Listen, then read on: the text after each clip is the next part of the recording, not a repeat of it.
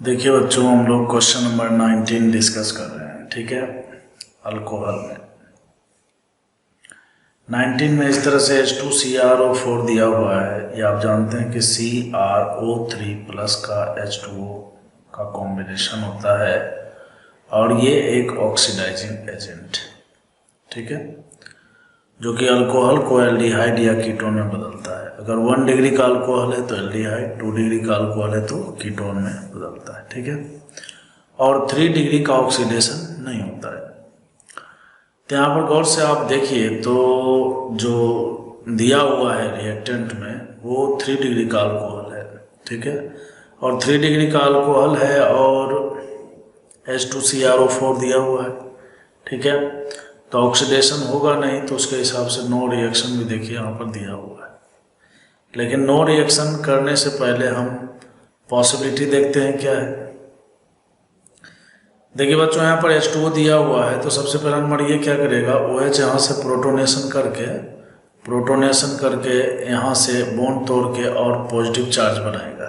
ठीक है, कहने का मतलब एक कार्बोकैटायन बनेगा और ये जो कार्बोकैटायन बन रहा है ये रेजोनेंस स्टेबल है। तो यहाँ पर अगर हम इसके साथ रेजोनेंस करें तो ये यहाँ पर आ जाएगा और पॉजिटिव चार्ज यहाँ पर आ जाएगा। यहाँ तक आपको समझ में आ गया होगा मेरे हिसाब से। ठीक है, देखिए सबसे पहला नंबर क्या हुआ है, H2O से प्रोटॉन इसने गेन किया। आपको पता है कि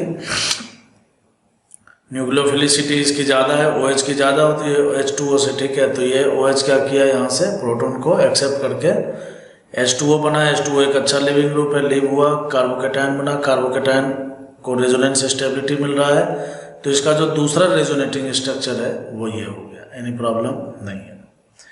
अब ये जो कार्बोकैटायन बना है बच्चों, इसके ऊपर जो है H2O का अटैक होगा। H2O का अटैक होगा तो फाइनली जो है यहाँ पर आपको पता है OH जुड़ जाएगा। ठीक है, तो इस तरह से जुड़ेगा तो देखिए यहाँ पर डबल बॉन्ड, यहाँ पर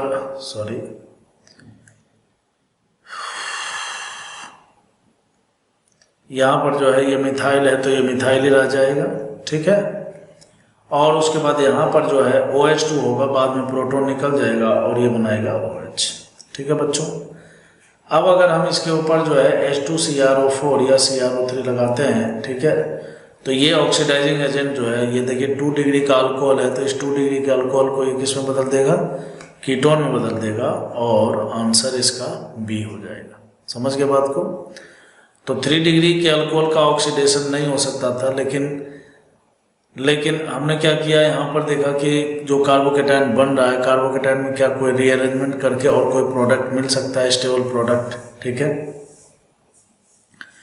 तो ये देखिए जो प्रोडक्ट मिल रहा है ये हाईली स्टेबल है, वो इसलिए कंजुगेटेड सिस्टम है, रेजोनेंस स्टेबिलिटी है इसके पास। ठीक है, तो ये स्टेबल है। ठीक है बच्चों, तो ऑप्शन नंबर B इसका करेक्ट आंसर है।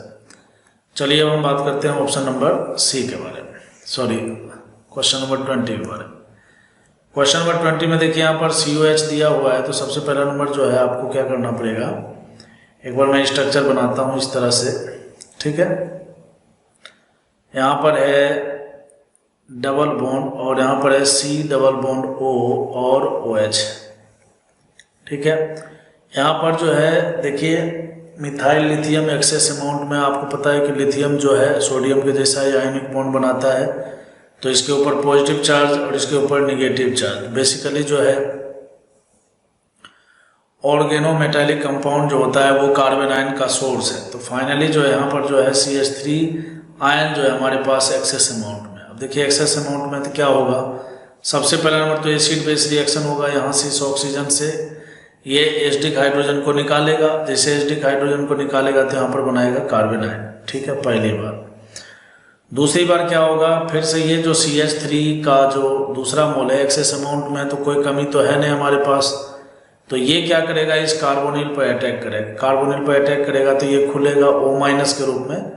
तो फिर से मैं इसका स्ट्रक्चर लिखता हूँ, ये देखिए आपको कुछ इस तरह से CO- के रूप में और यहाँ दूसरा O- के रूप में, और यहाँ पर आपको CH3 लगता हुआ दिख रहा है। ठीक है, चलिए प्रोटोनेशन भी किया हुआ है, तो आप समझ सकते हो कि यहाँ पर भी OH बन जाएगा और यहाँ पर भी OH बन जाएगा।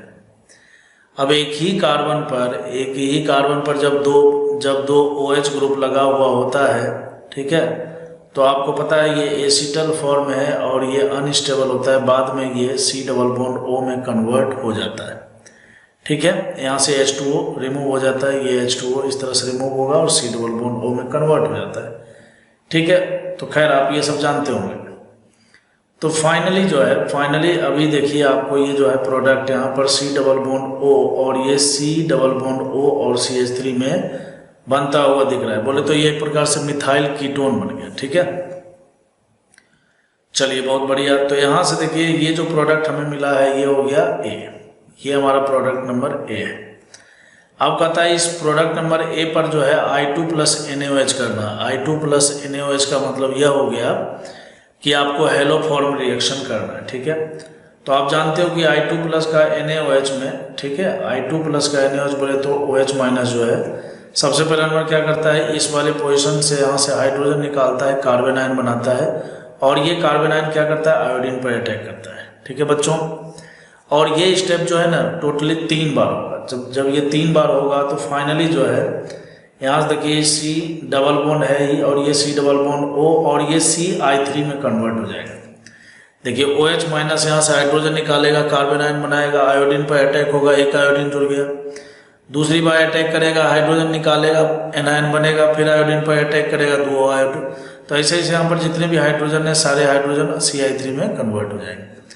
लास्ट में क्या होगा, यहाँ पर जो OH माइनस है ये OH माइनस इस वाले पर अटैक करेगा।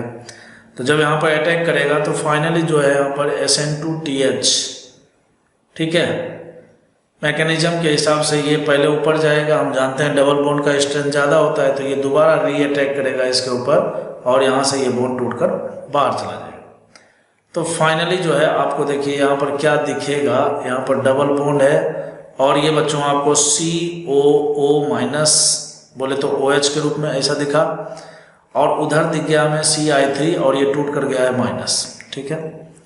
हमें पता है कि ये जो COH है इसका एसिडिक स्ट्रेंथ बहुत ज़्यादा होता है, ठीक है। एसिडिक स्ट्रेंथ ज़्यादा होने का मतलब है कि ये प्रोटॉन डोनेट करने की कैपेसिटी रखता है। तो जैसे देखिए प्रोटॉन डोनेट करेगा, जो इसका एनायन है वो हाईली स्टेबल है इक्वल RS के कारण, तो इसको प्रोटॉन डोनेट करने में कोई प्रॉब्लम नहीं। तो ये एनायन क्या करेगा, यहाँ से इस प्रोटॉन को निकाल लेता है। तो जब ये प्रोटॉन को यहाँ से निकालेगा तो यहाँ पर देखिए डबल बॉन्ड और ये COO माइनस बना लिया और आपको दूसरा प्रोडक्ट क्या मिल गया बच्चों, CHI3 मिल गया, ठीक है। ये जो CHI3 प्रोडक्ट मिला है इसको हम लोग बोलते हैं आयोडोफॉर्म, जो कि यहाँ पर आपको दिख रहा है, ये येलो प्रेसिपिटेट के रूप में प्राप्त होता है। तो प्रेसिपिटेट देखिए यहाँ पर जो है ये सॉल्यूशन में नीचे बैठ गया ऐसा बता रहा है, ठीक है। कहता है दूसरा प्रोडक्ट जो है B जो मिल रहा है आयोडोफॉर्म के साथ वो क्या मिल रहा है, तो देखिए वो इस तरह का मिलेगा और ये एनायनिक फॉर्म में तो हमारे पास सोडियम है, तो ये सोडियम का एक सॉल्ट बनाएगा और सोडियम का सॉल्ट बनाएगा। तो बताइए कौन सा आंसर होना चाहिए, डबल बॉन्ड सोडियम का सॉल्ट। ऑप्शन नंबर A इसका करेक्ट आंसर होगा। समझ में आया?